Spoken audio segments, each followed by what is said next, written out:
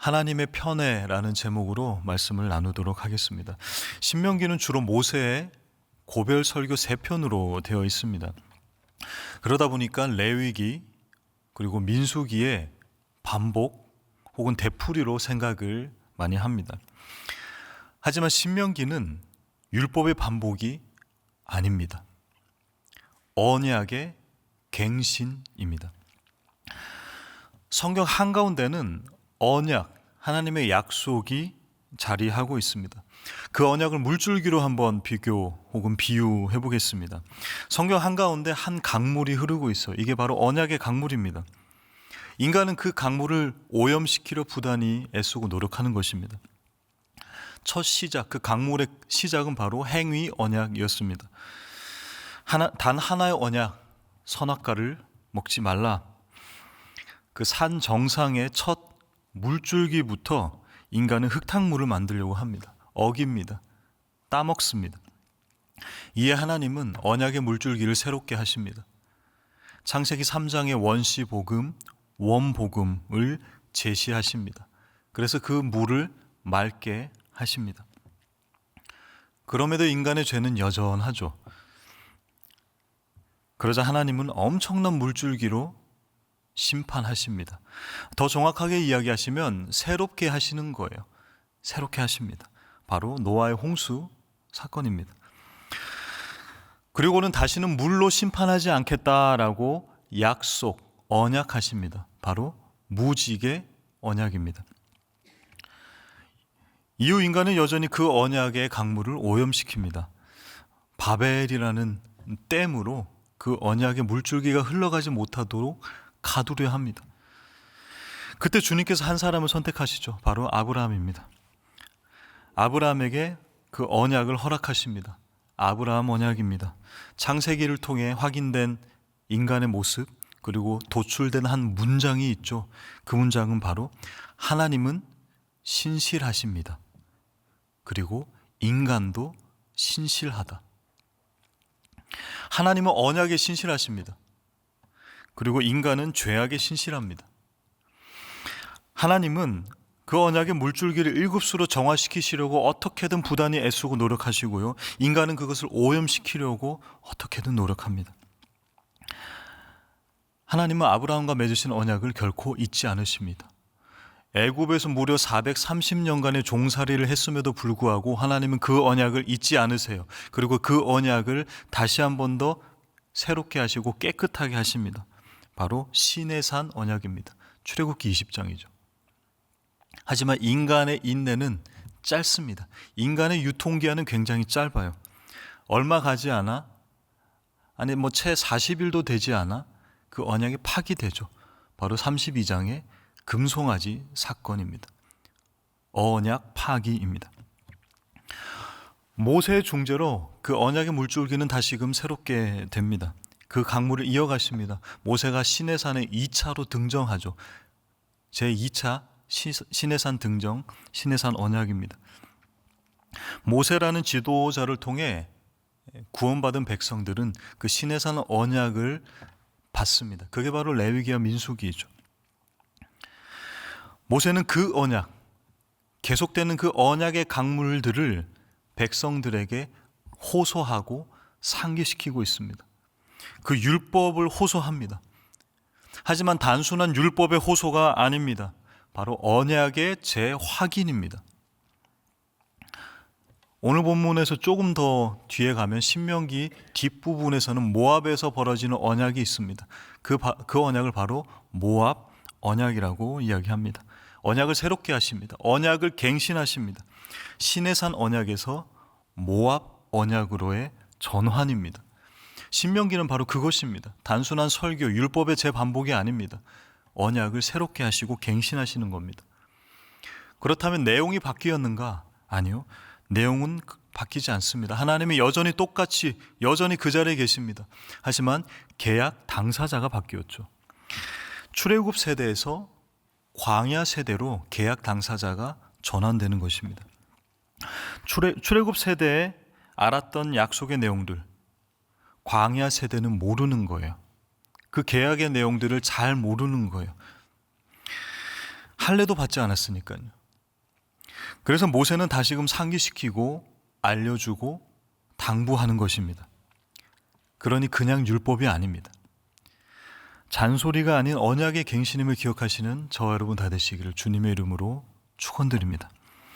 오늘 본문은 그래서 단순히 율법을 지켜야 한다로 끝내서는 안 되는 거예요. 언약의 갱신이라고요. 재확인입니다. 뭐라고 말씀하시느냐? 오늘 본문에서는 가난한 자, 연약한 자들을 존중하라 명령하시고요. 그들의 최소한의 기본적 권리를 보장하고 지켜줘야 한다라고 당부하십니다. 하지만 조금 더 깊숙이 들여다보면요, 이 모든 명령 혹은 당부 가운데 하나가 축약되는 단어가 있습니다. 그 단어는 바로 생명이라는 단어입니다. 모든 것이 다 생명과 직결되어 있음을 알 수가 있습니다. 조금 우리가 세세하게 살펴보도록 하겠습니다. 10절에서 13절은 전당물, 아보트라고 하는 이 전당물 규정을 이야기하고 계십니다. 가난한 자에게 전당 잡힌 물건을 날이 지나기 전에 되돌려줘야 한다라고 이야기하십니다. 그리고 그의 집에 쳐들어가서 그것을 다시금 되찾지 말아야 한다. 그가 집 앞으로 가져올 때까지 기다려야 한다라는 것입니다. 이때 당시 대부분의 그 전당물들은 대부분 옷가지 혹은 담요 등이었습니다. 오늘 읽지는 않았지만 신명기 24장 6절에도 보면 이렇게 나와 있습니다. 우리 한 목소리로 읽어볼까요? 시작. 사람이 맷돌이나 그 윗짝을 전당 잡지 말지니 이는 그 생명을 전당 잡음이니라. 맷돌 윗짝이 왜 생명이죠? 그것이 없으면 음식을 먹지 못하기 때문입니다. 굉장히 생활 밀착되어 있는, 되게 작아 보이지만 생명과 직결되어 있다라는 것입니다. 하지만 때로는 농기구라든가 조금 굵직한 것, 좀 중기계라고 할까요? 중장비 같은 그것들도 전당을 잡았습니다. 더 큰 돈이 필요했겠죠. 욥기 24장 3절에 이렇게 이야기하고 있습니다. 한 목소리로 다시 한번 읽어볼까요? 시작. 고아의 나귀를 몰아가며 과부의 소를 볼모 잡으며.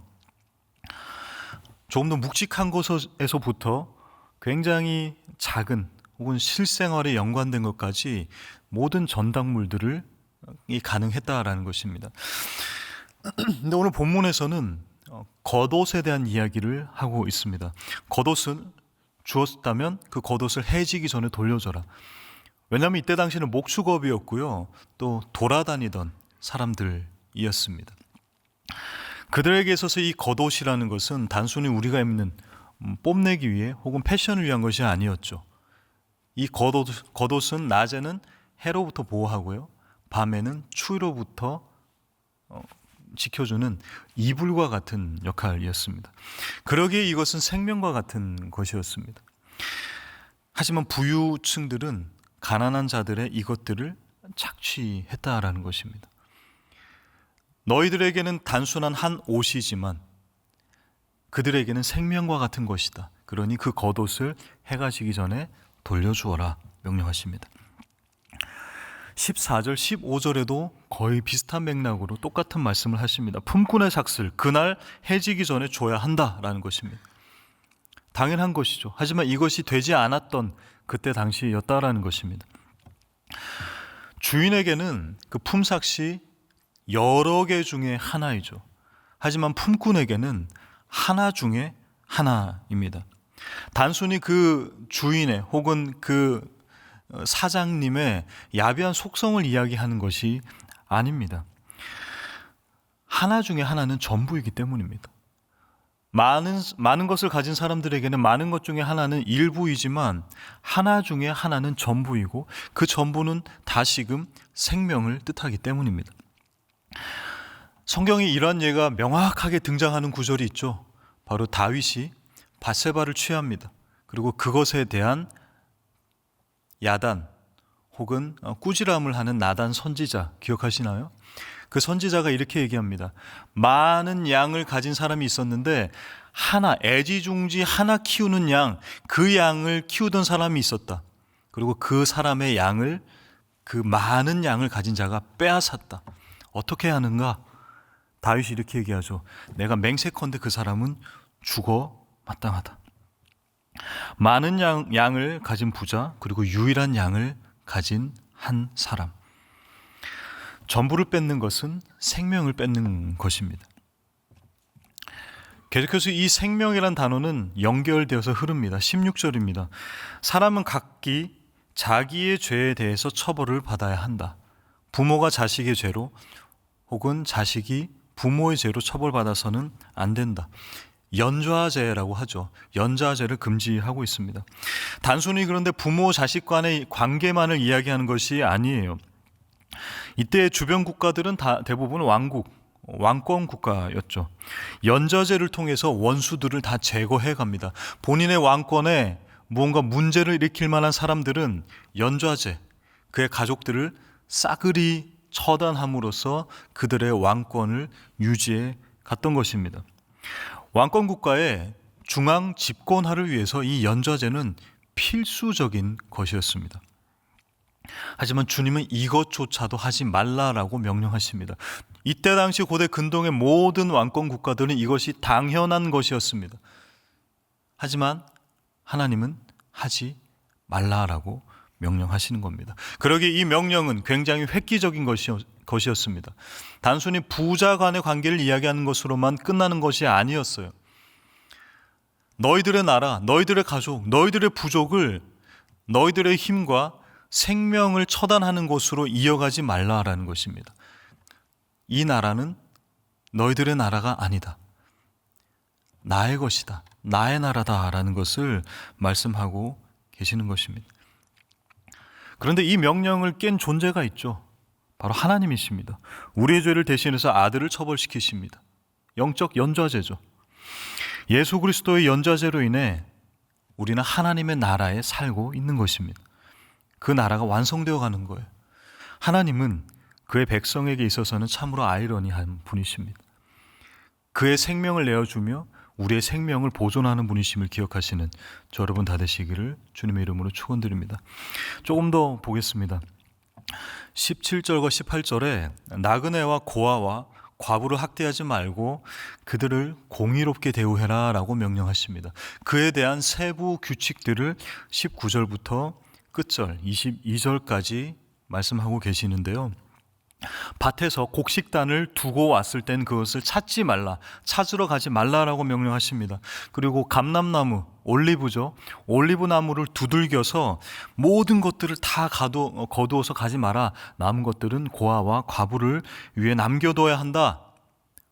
포도도 마찬가지다 라고 명령을 하십니다. 여러분 생각해 보십시오. 길을 가다가 내가 동전을 떨어뜨렸어요. 떨어진 동전을 발견했어요. 혹은 내가 주머니에서 뭔가를 꺼내다가 5만 원권을 흘렸어요. 1,000원을 흘렸다면 오케이인데 5만 원권을 흘렸다고요. 자, 여러분은 그 5만 원권을 주우실 겁니까? 내버려 두실 겁니까? 당연히 주워야겠죠. 이것을 안 줍는 사람이 어디 있겠습니까? 하지만 성경에서는 그렇게 얘기하는 것입니다. 가다가 내가 뭔가를 주머니에서 꺼내다가 5만 원권이 툭 떨어져서, 좀 죄송한 표현인데 그 홈리스의 바구니에 숑숑숑숑 흘러서 똑 떨어진 거예요. 그럼 여러분 어떻게 해야 됩니까? 죄송합니다, 제 것입니다 라고 다시 가져와야 될까요? 그냥 내버려 두라는 것입니다. 그것이 필요한 자들을 위해서 그냥 내버려 둘 수 있는 용기를 가동하시는 저와 여러분 다 되시기를 주님의 이름으로 축원드립니다. 왜냐하면 사람은 상한 갈대를 꺾으려는 본성이 있고요, 꺼져가는 등불을 후 불어서 꺼치려는 인성, 습성이 있기 때문입니다. 그 떨어진 무언가를 줍지 않으려면 그냥 모른 채 하는 것으로 끝나지 않습니다. 본성을 향한 강한 거부가 있어야 됩니다. 본성을 뛰어넘는 거룩을 향한 돌진이 있어야 된다는 것입니다. 이거는 수동적인 내용이 아닙니다. 굉장히 적극적으로 우리는 그 본성을 거슬러서 거룩을 향해 달려가라 라고 명령하시는 본문임을 기억해야 합니다.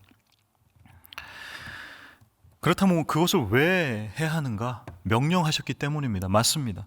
하지만 조금 더 실제적인 이유를 두 가지로 설명하고 있습니다. 본문인 18절, 22절을 두 구절인데요. 우리 한 목소리로 읽어보겠습니다. 18절 시작.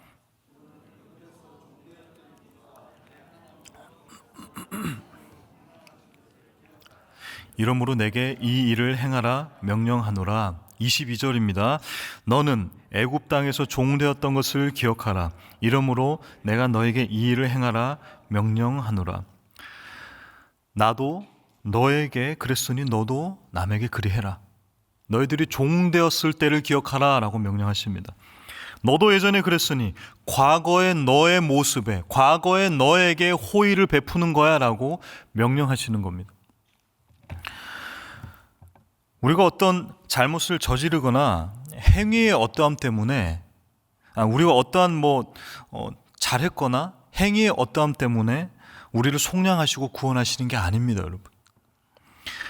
우리의 행위를 보시고 너희들이 할만하니 내가 너희에게 이 명령을 준다라고 이야기하지 않으십니다. 선택받을 만하고 이 율법을 지킬만 해서 율법을 준수하라 말씀하지 않는다라는 거예요. 우리의 존재론적 문제입니다. 우리는 이 사실을 분명히 기억해야 합니다. 내가 종이었기에 구원해 주신 것입니다. 다시요, 내가 종되었기에 주님께서 우리를 구원해 주셨다라는 것입니다. 내가 얽매여 있었기에 우리를 구원해 주신 거라고요. 나의 존재론적 연약, 부족, 결핍, 어려움, 그것이 바로 구원의 이유이다라고 본문에서 말씀하고 계십니다. 왜냐하면 하나님은 가난한 자들을, 연약한 자들을 편애하시기 때문입니다. 성경에서 하나님은 가난한 자들을 편파 판정하십니다. 예수님이 천국은 누구의 것이라 그러십니까? 심령이 가난한 자. 누가 복이 있다 말씀하십니까? 애통해하는 자입니다. 하나님은 편애하시는 분이고 편파 판정하시는 분입니다. 왜냐하면 사람들이, 그 시대의 사람들이 정의를 편파 판정했기 때문입니다. 사람이 편파 판정했기에 하나님은 편파 판정, 편애할 수밖에 없죠. 그래야 정의가 맞춰지기 때문입니다. 아모스 2장 8절인데요. 한 목소리로 한번 읽어볼까요? 시작. 모든 제단 옆에서 전당 잡은 옷 위에 누우며 그들의 신전에서 벌금으로 얻은 포도주를 마심이니라.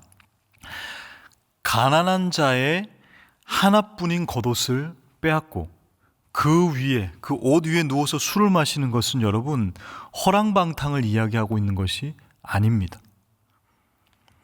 정의를 구부러뜨리는 것입니다. 하나님은 그 옷을 빼앗긴 자들의 편에 서십니다. 하나님은 연약한 자들을 편애하시는 분이심을 믿으시기 바랍니다. 두 번째 이유입니다.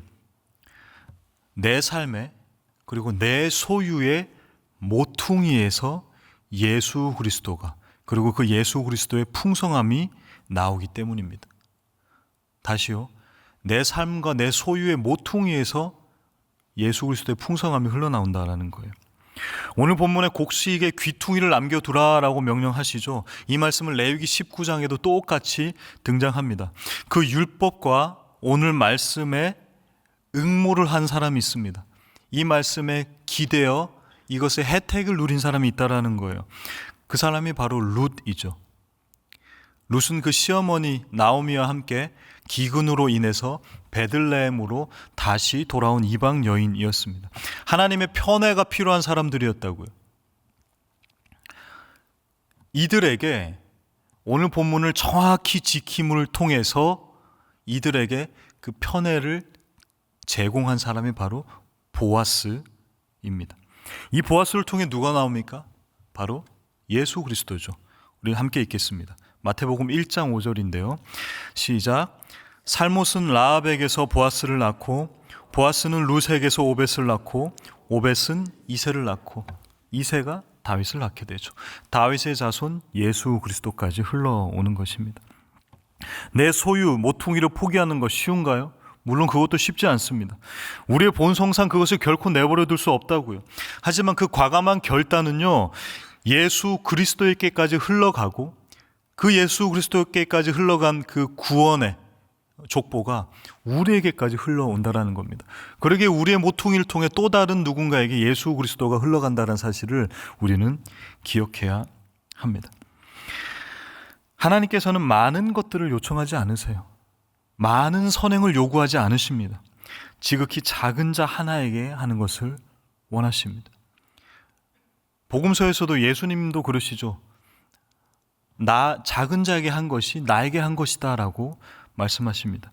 그러기에 작은 자에게 함으로 인해서 생명을 흘려보내시는 우리가 되었으면 좋겠습니다. 말씀을 맺겠습니다. 18절과 22절에 말씀 기억하시죠? 왜 해야 한다고요? 우리가 종살이하던 때를 기억해라. 우리는 종이었기 때문입니다. 우리는 애굽의 노예였기 때문입니다. 우리의 존재 자체가 결핍, 부족, 연약함을 가졌던, 또 지금도 그것을 겪고 있는 사람이기 때문입니다. 작은 자 하나에게 구원의 행위, 정의를 그러기 때문에 우리는 베풀어야 하는 것입니다. 과거 이집트 종살이했던 때를 기억하라.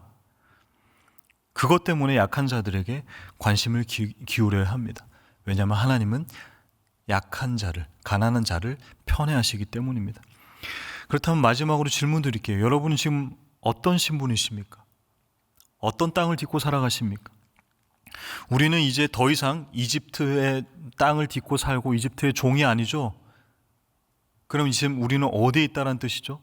너희가 그 땅을 살던 때를 기억하라. 기억하라. 그러니 지금은 언제예요? 우리는 더 이상 종로로 타는 사람들이 아니다라는 겁니다. 우리는 더 이상 이집트를 밟고 있는 사람이 아니라는 것입니다. 우리는 지금 하나님의 나라를 밟고 하나님의 백성으로, 하나님의 자녀로 살아가고 있는 사람들임을 기억하셨으면 좋겠습니다. 우리는 하나님의 자녀입니다. 그러기에 오늘 본문은 여전히 말씀드리지만 하나님의 자녀에게, 그 땅을 밟고 살아가는 그 자녀에게 약속을 새롭게 하시는 언약의 갱신임을 기억하셨으면 좋겠습니다. 우리를 편애하셨듯 오늘 하루도 도움이 필요한 자들에게, 가난한 자들에게, 혹은 내 따뜻한 말 한마디가 필요한 자들을 편애하시고 그들을 사랑하시는 저와 여러분 다 되시기를 주님의 이름으로 축원드립니다. 우리 함께 기도하겠습니다. 주신 말씀 붙잡고 기도하겠습니다. 주님, 나는 애굽의 종되었던 사람입니다. 나는 주님의 편애가 필요한 사람이었습니다. 정의가 구부러져 아무것도 할 수 없는 나에게 주님의 온전한 관심과 편애로 나를 지금껏 살게 하셨고 주님의 자녀 되게 하셨습니다.